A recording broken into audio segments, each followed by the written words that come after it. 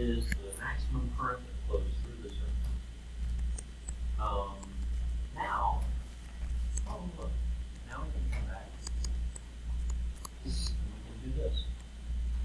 Now omega is 250, and t, the time of interest, is 20 milliseconds, right? 20 milliseconds is 1/50th of a second. So 250 divided by times 1/50th is 250 over 50, which is 5. So it's 5 radians. So this becomes I times R, so it's 62 milliamps times 200. That's 124 milliamps. 12.4. That's 12.4 volts times cosine of 5 radians. So somebody do that for me, 12.4 cos 5. Make sure you're in radian mode. And tell me what you get for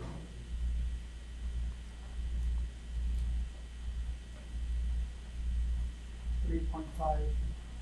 Say again? 3.5. 30.5. 3.5. 3.5 volts. So the voltage across the resistor at this specific instant in time should be 3.5 volts. Now we need to do the same thing for the voltage across the inductor. Well, we know the current is 62 milliamps, and now we need to multiply that by the inductive reactance of 225. Could somebody do that for me? 0.062 times 225. 0.062 times 225 is 13.95. 13.95. thank you, 13.95 volts times cosine of, okay, now it's going to be 5 radians plus pi over 2 radians. So that would be 6.57. 6.57.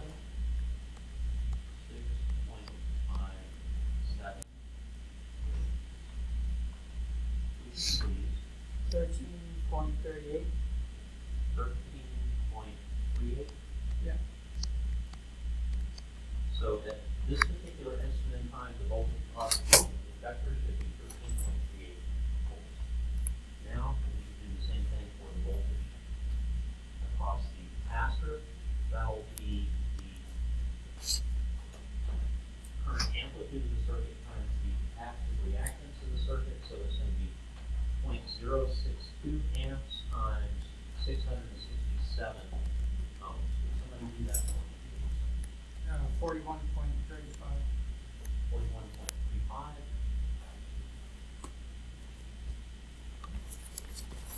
times the cosine of 5 radians minus pi over 2 radians, which would be 5 minus 1.57. So that'd be 3.43. So what is so it's 3.43.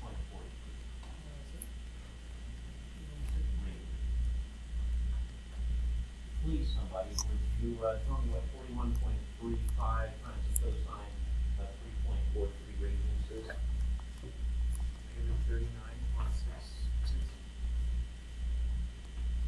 Negative 39 point what? 66. 6 volts. Okay. Now, well, let's add all that together, see what we get. Somebody do that for me, would you? Negative 39.66 plus 13.38 plus 3.5. Negative 22.78. So, you get negative 22.78 volts. Okay. Now you know what we have to do. We have to check and see if that actually corresponds to what we do get here. Okay? So to do that, first of all, this will be equal to I times Z. This, by the way, is really a super big problem because it's basically this, everything that we just did. So that would be the equation, the symbolic form of the equation for the total voltage of the circuit at any point in time. So one thing we haven't done up here is found the phase shift P. That's got to be equal to the inverse tangent of XL minus XC all over R. Okay, so XL minus XC was negative 442. So this will be equal to the inverse tan of negative 442 divided by 200. There's a certain value. Do that for me from the kid. One. 1.14. Negative 1.14. I just got 1.14. Yeah, negative 1.14. Wait, did you say 442 or negative? Negative. Oh, sorry, I put 442. Yeah, negative. Okay. I didn't bother putting it in here because it was being squared negative. But you need it up there. So it's negative 1.1. 1.14 radians. Okay. So what? Well, now you plug that in over here. So Z was equal to, what was Z? Z was somebody do this for me. 0.062 amps times 485 ohms. 30.07. Say again? 30.07. 38.07 30 times 07. volts times the cosine of 5 radians, that's omega t, minus 1.14. So that's going to be 3.86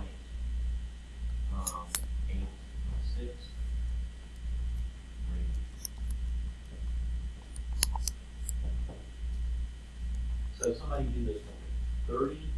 30.07 times cosine of 3.86 radians. Negative 22.62. Negative 22 point what? 63. 63 volts. Okay. Uh-oh. It's not the same. Can you do it on that? Most certainly could be. Yeah. So you can see that, we added the voltage across resistor, inductor, and capacitor together, and we got really, really close to the voltage of the, overall circuit, which we should, right? Okay, everybody get that? Okay. So, hey, you should be able to do this. That was a lot, right? But we're not quite done. There's more to this problem. Would somebody please? Okay. Part B, what are capital V sub R, capital V sub L, and capital V sub C? Okay, well, capital V sub R is 12.4 volts.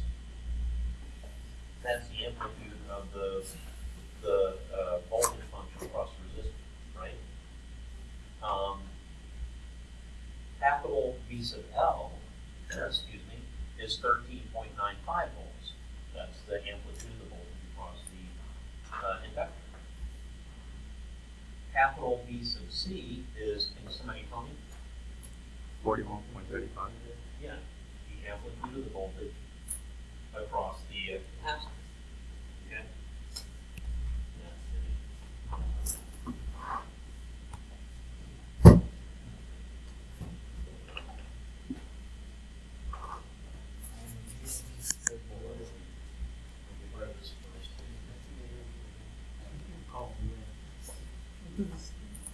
Okay?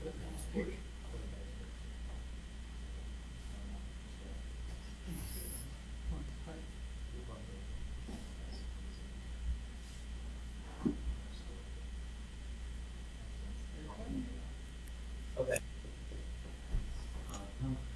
L equals 0.4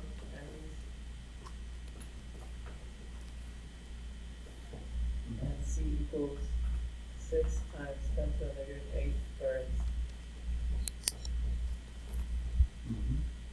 1 when the AC source operates at the resonance frequency of the circuit, the current amplitude is 0.5 amps. So, 0.5? mhm.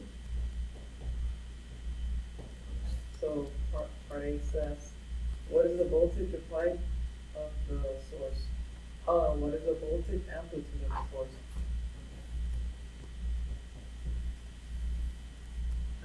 Okay, at IRES, let's see, well, first of all, V is equal to I res times Z res.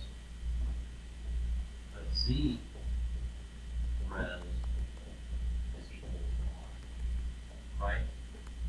At resonance, XL and XC equal each other. Where is it? Oh, I already did. Oh, here it is down here.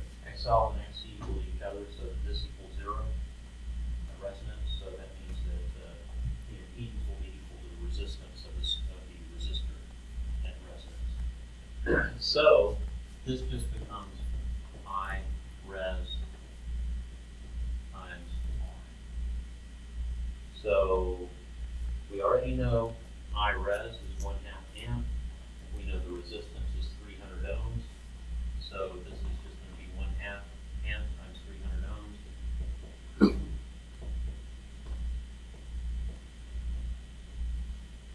Which is going to be 150 volts.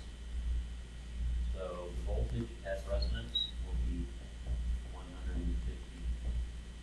That's the voltage amplitude that is for resonance. Yeah. Okay. So part B says, what is the amplitude of the voltage across the resistor, across the inductor, and across the capacitor? Okay, well, the voltage amplitude across the resistor is just going to be the current amplitude times the resistance, just a ohm block. That's going to be 1/2 amp times 300 ohms, which is 150 volts. The voltage amplitude across the inductor is going to be the current amplitude times the inductive reactance. Well, the current amplitude is 1/2 amp, that's given. The inductive reactance is the driving frequency, omega. Oh, we need to find that. Omega res is equal to 1 over the square root of L times C. Right, I derived that for you. So L is 0.4, C is 6 times 10 to the minus 8. So 0.4 times 6 would be 2.4 times 10 to the minus 8. Somebody do this for me. Square root of 2.4 times 10 to the minus 8, then take the reciprocal. And tell me what you get. 10 to the minus 8. 2.4 times 10 to the minus 8 raised to the negative 1/2 power. And tell me what you get. Please. 5450. Okay. 64. 54.97. So 55 radians per second. So that's the driving frequency of resonance. So that has to go here because it's X of L is equal to omega L. That's 64, 55 radians per second times L, which is 0.4 Henry. Remember, Henry is a ohm second. So amp times an ohm is a volt, so that's good. So what is 0.2 times 6455?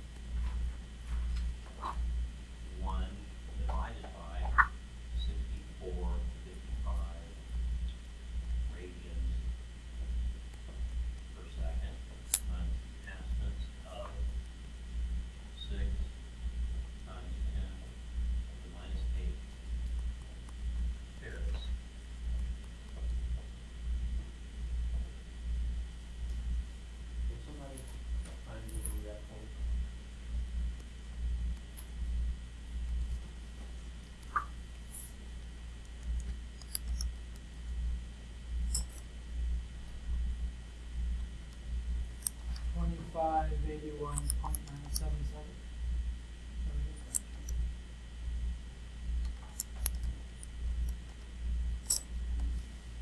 4.65 times 10 to the negative 12. Say again? Should be 4.65 times 10 to the negative 12. Okay. I got 12. You got 1291? Yeah. You should. So this turned out to be 1291 as well.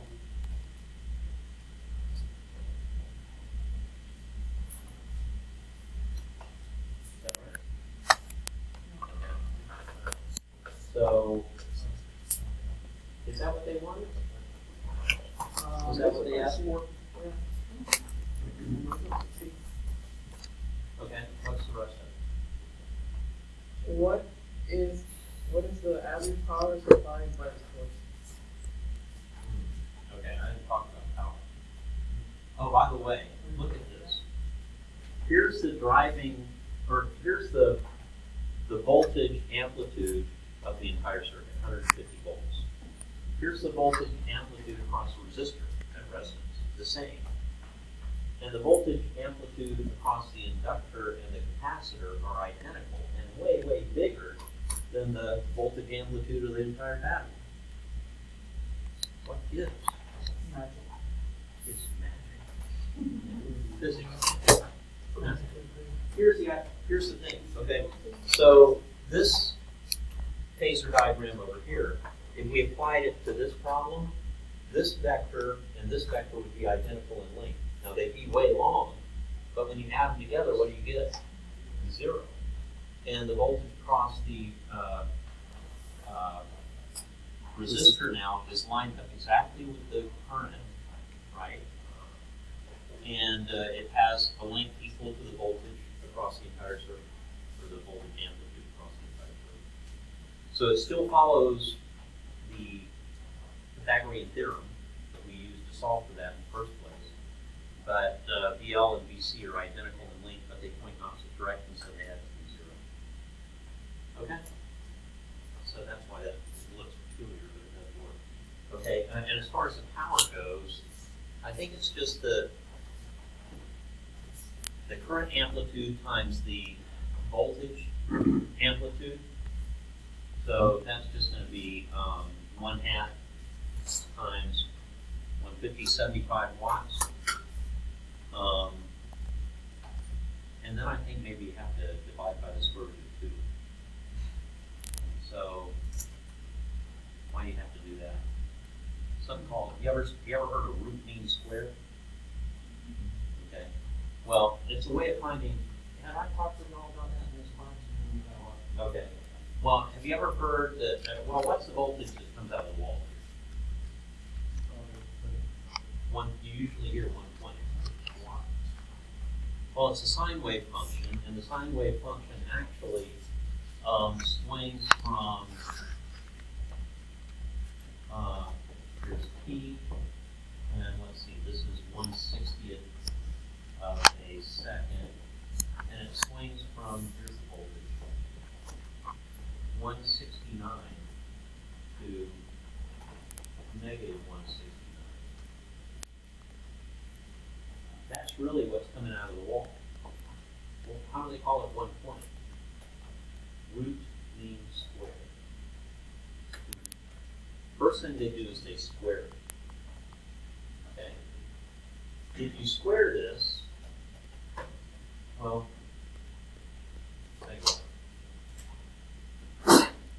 b squared. If I graph b squared, I'll get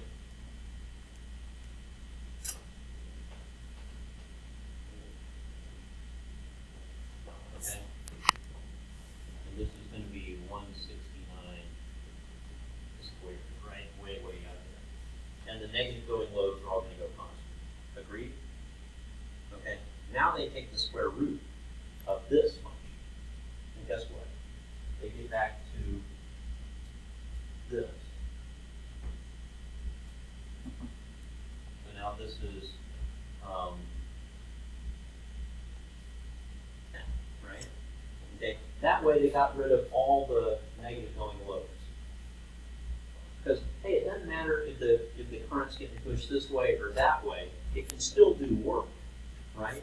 And work per unit time, that's the power. That's what we're interested in. So, you got this function, now they take the average of this. And when they take the average of the square rooted thing, that's the mean. Root mean squared.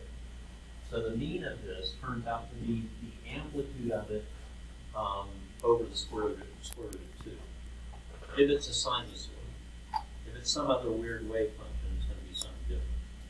So I think actually you take the square root of the peak voltage times the square root of the peak current.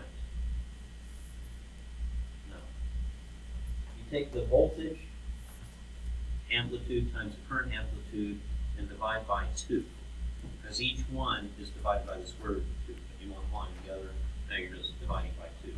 So I think it's just going to be 150 times 1/2.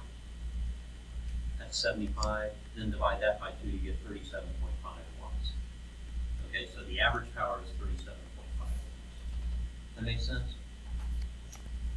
Okay, I'm not going to ask you power questions. Okay, I think this stuff is enough for now. You'll see, AC circuits again. And this is the important part. Or it's the hardest part. This is the hard part. Yeah. Is that because Probably. Well, I mean, when it comes to the AC circuit, yeah, you'll have to do this stuff. Okay, was there more to that one? Okay. Well, I've had enough, folks. I hope you don't feel slighted, especially you.